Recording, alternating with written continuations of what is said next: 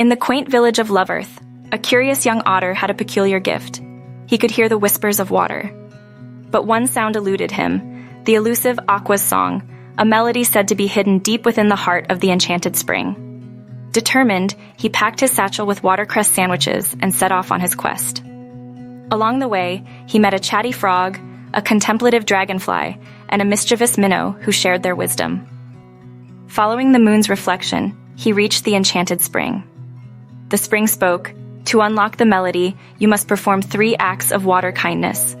First, he helped a thirsty butterfly by creating dewdrops on a leaf. Next, he cleared debris from a stream. Finally, he shared his watercress sandwich with a parched squirrel. As the sun dipped below the horizon, the spring glowed and sang the sweetest melody. Back in Love Earth, the villagers gathered to hear Aqua's song, and the water in their cups sparkled and tasted sweeter than ever before.